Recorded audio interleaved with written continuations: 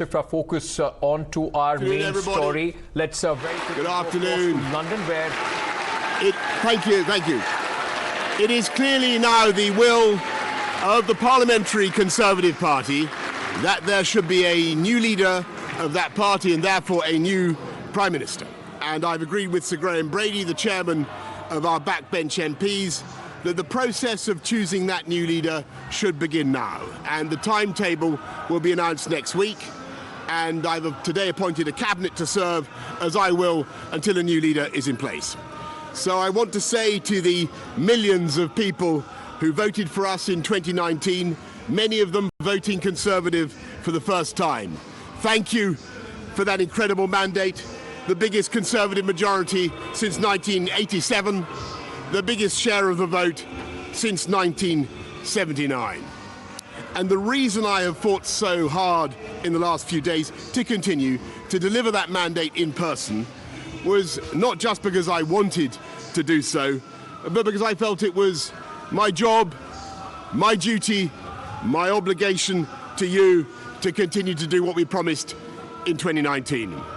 And of course, I'm immensely proud of the achievements of this government, from getting Brexit done to settling our relations with the continent for over half a century, reclaiming the power for this country to make its own laws in Parliament, getting us all through the pandemic, delivering the fastest vaccine rollout in Europe, the fastest exit from lockdown, and in the last few months, leading the West in standing up to Putin's aggression in Ukraine.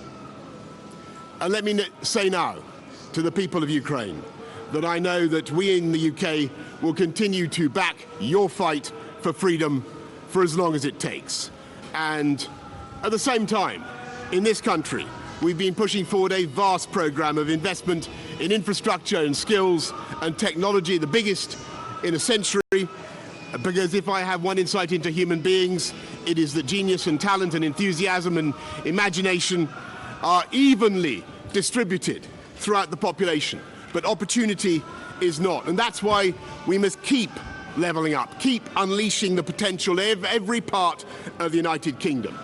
And if we can do that in this country, we will be the most prosperous in Europe.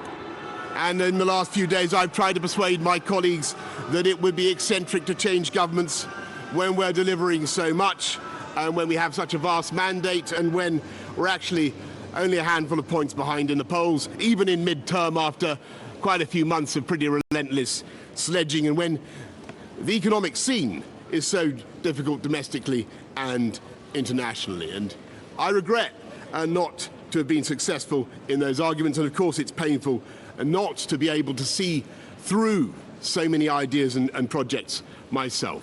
But as we've seen at Westminster, the herd instinct is powerful. When the herd moves, it moves. And my friends, in politics, no one is remotely indispensable. And our brilliant and Darwinian system will produce another leader equally committed to taking this country forward through tough times, not just helping families to get through it, but changing and improving the way we do things, cutting burdens on businesses and families, and yes, cutting taxes, because that is the way to generate the growth and the income we need to pay for great public services. And to that new leader, I say, whoever he or she may be, I say I will give you as much support as I can. And to you, the British public, I know that there will be many people who are relieved, and perhaps quite a few who will also be disappointed. And I want you to know how sad I am to be giving up the best job in the world. But them's the breaks. I want to thank Carrie and our children and all members of my family who have had to put up with so much for so long. I want to thank the peerless British civil service for all the help and support that you have given our police, our emergency services, and of course our fantastic NHS, who at critical moment helped to extend my own period in office, as well as our armed services and our agencies that are so admired around the world, and our indefatigable Conservative Party members and supporters whose selfless campaigning makes our democracy possible. I want to thank the wonderful staff here at Chequers, here at Number 10, and of course at Chequers, and our fantastic prop force detectives, the one group, by the way, who never leak. Above all, I want to thank you, the British public, for the immense privilege that you have given me.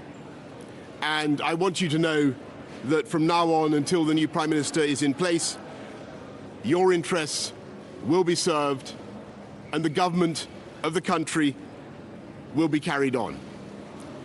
Being Prime Minister is an education in itself. I've travelled to every part of the United Kingdom, and in addition to the beauty of our natural world, I've found so many people possessed of such boundless British originality and so willing to tackle old problems in new ways that I know that even if things can sometimes seem dark now, our future together is golden. Thank you all very much. Thank you.